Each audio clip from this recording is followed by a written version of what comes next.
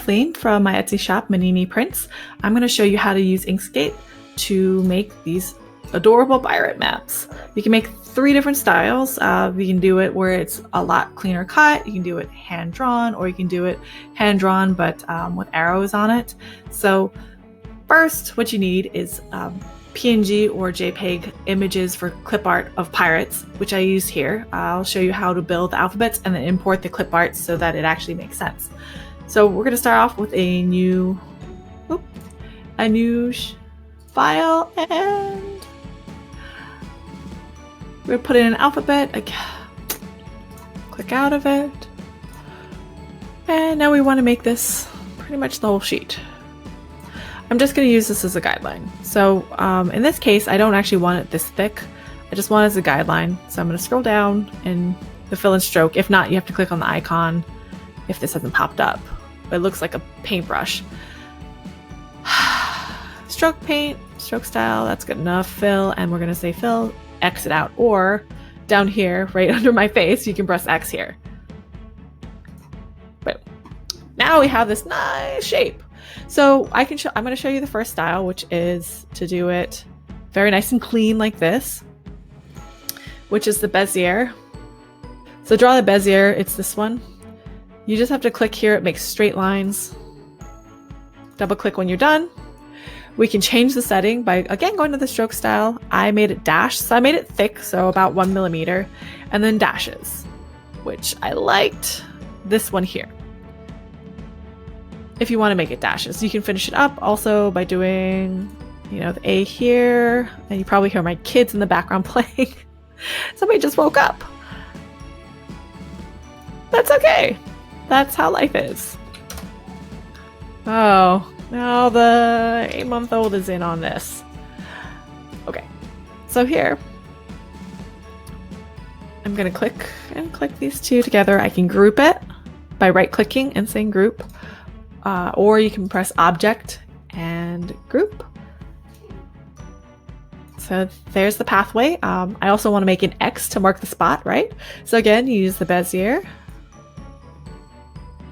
Double click. That will make it curved. These I want to highlight all of them because I want them to be thicker. So let's say make that 3 millimeters. And the paint, I'm going to go stroke paint, and I want it to be red, for example, because they're always red, right? Do the hand drawn, which is going to be the one right above it. It's a pencil. Free hand drawn. Sorry, I am in fact left-handed. I'm using my right hand. You can do this freehand, or you can use the guide. For some of the more complicated shape, it's better to use the guide. So you can actually make this dashed as well by going to the stroke style. So I want to make it kind of thick. I want to make it dashed. Oh, that's a lot of dash. Maybe the one above that. Yeah, here we go. Same thing here. You can make dash. Let's make it 2. Good enough. And then same thing. You just do an X. Marks a spot. You have to highlight all of them. I'm going to change on the right hand side to 3 millimeters. I'm not changing the dashes. I'm just going to make it red by pressing this. If you like other styles of selecting, you can print here, the HSL, you'll have a whole stream. There's a wheel color. You can have that. And then the last one is calligraphy, a brush stroke. The more you zoom in, the wider it's going to be. So I have it at 35%. Here. So this one, you notice it has a fill and an outline. So I said no fill. So let's go change that fill. Down here, you can press the fill, or you can do it here by changing the fill. So I want it to be black. Or you can change the stroke paint. So the stroke paint in this case is going to have to be black. So you have to click all the way over here to make it black. Same thing. Oh, I need an arrow. Same thing with the rest of it. Fill, done. This marks the spot. I'm going to change the fill to be red. Maybe I don't want the stroke paint because I'm lazy. That's what it looks like without the stroke paint.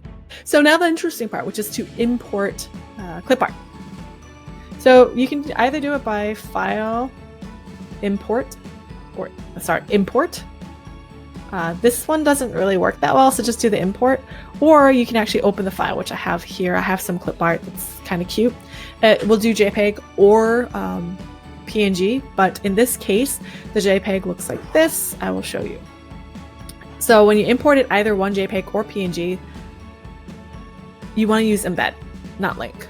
You can use link, but if you move the files or you change the file names, it'll freak out, which would happen the first time I did this, because I have it on a external hard drive, and I removed the hard drive, and then it said, I can't find the file because the hard drive's not attached to it anymore. So I selected embed. So that actually tells it this is a file, put it in here, and pretend it's an actual drawing. So here's the JPEG, but you notice that all of this area is white. It's got a white background. In the case of this clip art, the PNG files, and this is not always the case, but the PNG files for this, let's see, oh, this guy. The PNG files that we see his arm is not cutting off the pictures. In this case, it's not always the case. Sometimes PNG files have the white background as well. But you can have a whole bunch of these. So I think I did these. I'm just highlighting. I'm going to copy because I'm lazy. So you can put this here. You can do this for every alphabet, single alphabet. You can do invitations. You can do party favors with this.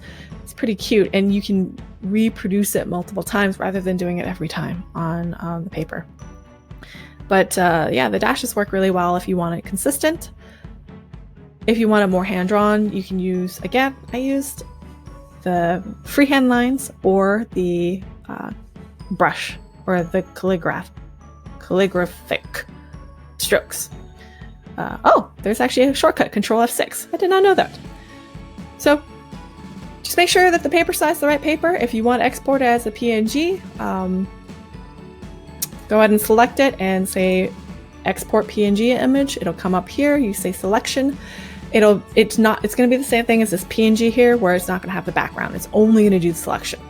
If you want to do the background where it's blank, you do the page. It'll do everything on the page. This is going to be, of course, well outside of what's printable. You can print it from here. Just make sure it fits over the page, and make sure the page is whatever page you use. This, I believe, is A5, but you can use US letter size and other documents by going File, Document Properties, move it over, and change the, oh, this is A4. So if I change the letter, you'll notice it changes size slightly.